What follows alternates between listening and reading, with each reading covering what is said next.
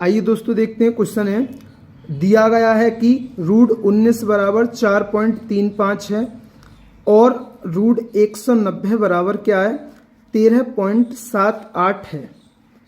हमसे पूछा है 1.9 प्लस 1900 और प्लस रूट में 019 का मान क्या होगा।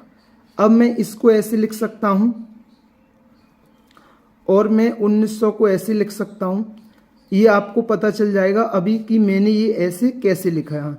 ये ऐसे मैं क्यों लिख रहा हूं, क्योंकि अब देखिए, अब 19 रूट 19 का मान 4.35 है, लेकिन नीचे क्या बचा रूट 10।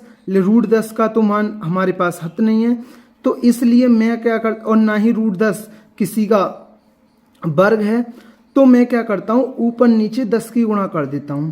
क्वेश्चन पर कोई फर्क पड़ेगा ऊपर नीचे 10 की गुणा करने पर? नहीं पड़ेगा, क्योंकि हमने ऊपर भी किया नीचे भी किया। अब ऊपर क्या बन गया 190, 190 का मान क्या है 13.78 और नीचे क्या, नीचे क्या है वर्गमूल में कितना है नीचे 100 और ये किसका वर्ग है 10 का। अब ये 19 का मान कितना है 4.35 और ये 100 किसका वर्गमूल है, ये 10 का वर्गमूल है।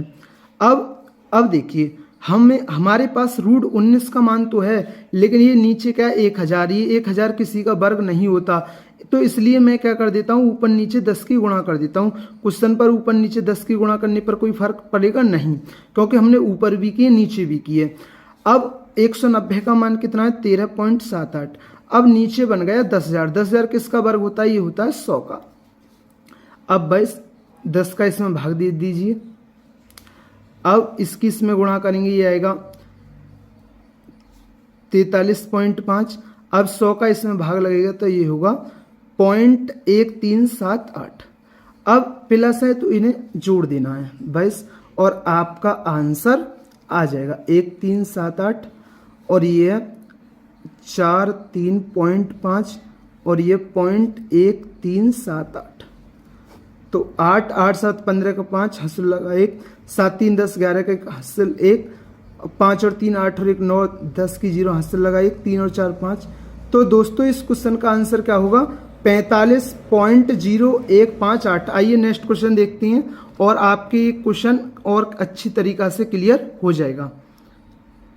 नेक्स्ट क्वेश्चन है, दिया गया है कि रूट 13 बराबर 3.6 और रूट 130 बराबर है 11.4।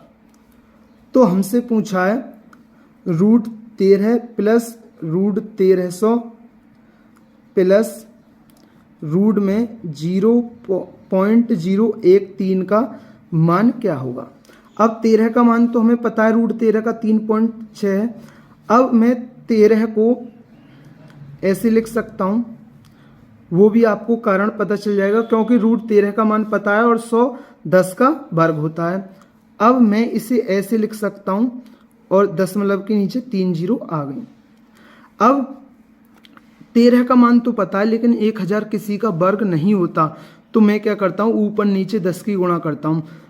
ऊपर भी 10 की किया नीचे भी, इसलिए क्वेश्चन पर कोई फर्क नहीं पड़ेगा। अब 3.6। अब रूट 13 का मान कितना है 3.6 और ये रूट 100 किसका वर्ग है 10 का। अब ऊपर क्या है रूट 130, रूट 130 का मान कितना है 11.4।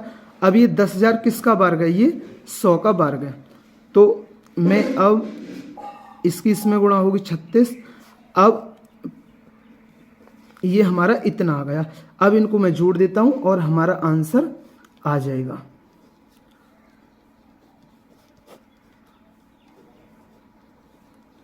तो इसका आंसर होगा 39.714। तो दोस्तों ये क्लियर हुआ होगा आपके टाइप। थैंक यू दोस्तों।